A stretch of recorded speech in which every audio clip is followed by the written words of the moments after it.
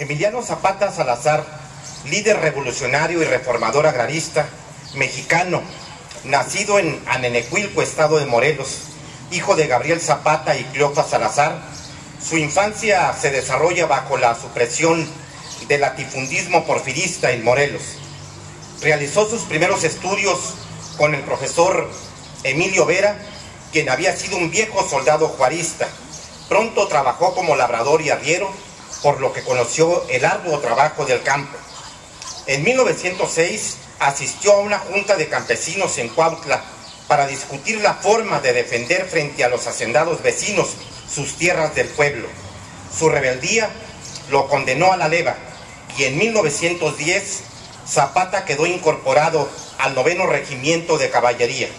Zapata fue elegido calculeque, palabra náhuatl que significa jefe, líder o presidente, de la Junta de Defensa de las Tierras de Anenecuilco, donde empezaría a analizar documentos que se originaron en el virreinato y que acreditaban los derechos de propiedad de los pueblos sobre sus tierras, los cuales habían sido negados por las leyes de reforma, sobre todo la ley Lerdo, que obligaba a las corporaciones civiles a vender o ser expropiadas.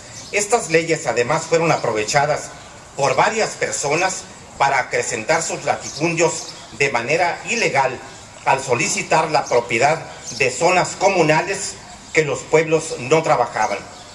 Por esto se convertiría de esa manera en dirigente agrario de Morelos, su estado natal. Su primera aparición política ajena a su mundo campesino fue en las elecciones para gobernador de Morelos en 1909, cuando apoyó al candidato de la oposición, Patricio Leiva, en contra de los latifundistas Pablo Escandón y Barrón. En el mes de mayo de 1910, recuperó por la fuerza las tierras de Villa de Ayala.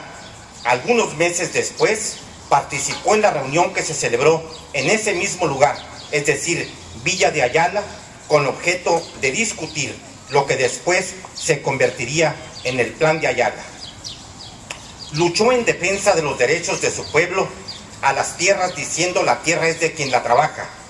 Reclutó un ejército de peones, en buena parte indígenas de los pueblos y las haciendas de Morelos, y con el grito de guerra de tierra y libertad se unió en 1910 a la revolución de Francisco I. Madero, cuyo objetivo era derrocar al régimen de Porfirio Díaz.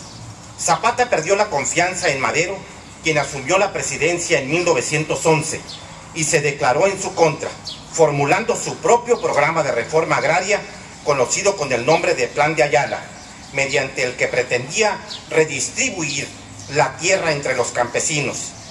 Durante la presidencia del usurpador Victoriano Huerta,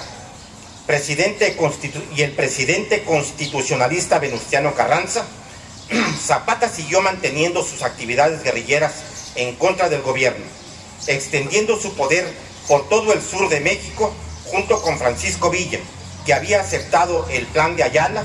Entró en la Ciudad de México en 1914 y al año siguiente Zapata se retiró a Morelos, donde continuó defendiendo sus posiciones frente a las tropas constitucionalistas.